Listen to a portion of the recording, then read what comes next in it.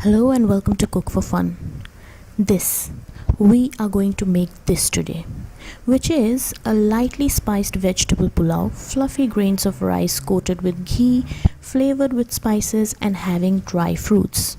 It cannot get better than this. And this might look like a pro recipe, but it is actually a pretty basic recipe. Although it tastes like a pro has made it, it is the perfect recipe to show off and exaggerate your cooking skills. Begin by lightly crushing 10 green cardamoms in a mortar and a pestle. You only want to make it easy for the seeds to come out, but keep the cardamoms whole so that it's easier to pull them out later on. Add to that 3 1-inch pieces of cinnamon sticks, about 8 to 9 cloves and 3 bay leaves and set aside. Soak 12 to 15 almonds in hot water and set aside. In a separate bowl, soak 12 to 15 cashews and a handful of raisins and reserve until needed. Now let's get on with the rice. Traditionally, pulao is made with basmati rice, basically because it has a very low starch content and it is very fragrant. You can use any type of basmati rice for this, but it's important to get as much starch out of it as possible, which you do by basically washing the rice under tap water multiple times. But you have to be careful to do it gently because you do not want to break those beautiful grains of rice. The water will get less and less cloudier with each wash.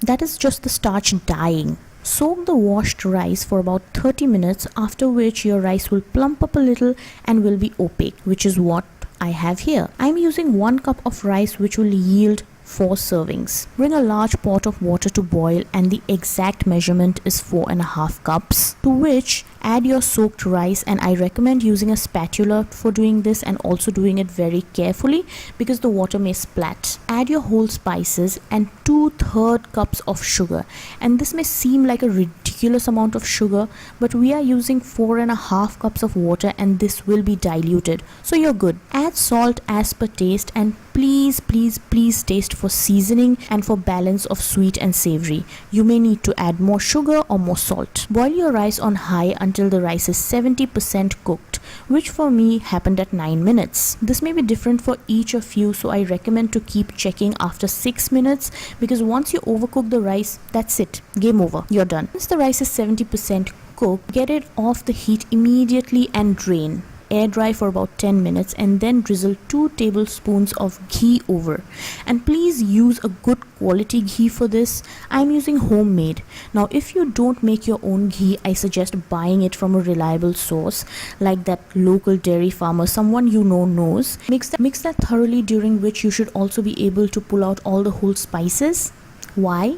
Because no one wants to bite into a whole cinnamon or a whole clove to temporarily paralyze their tongue. Reserve the rice until needed. By now your almonds will have softened, which means you're ready to peel them, for which all you have to do is squeeze at the base and the naked almond will pop out. Peel all of them, check your raisins, which by now should be plump, drain your dry fruits and keep it aside. In a deep heavy bottomed pan, heat 3 tablespoons of vegetable oil, add a cup of chopped carrots and beans combined and saute. Add salt and half a cup of peas and cover and sweat for about 2 to 3 minutes.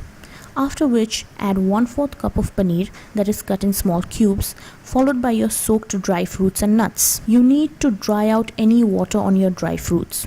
Once your mixture is dry and the vegetables are soft but still have a bite to them, add your rice and gently stir it. And I stress gently because rice is like your needy girlfriend. It needs constant love and attention.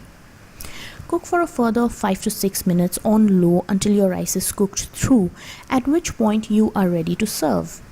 Ideally, this is served with some form of a curry or a gravy. On its own, it's pretty dry, so you need some form of gravy with. Every grain of rice will be separate, fluffy and fragrant. I have an elaborate blog post on this recipe which you can check out for details, and have fun cooking.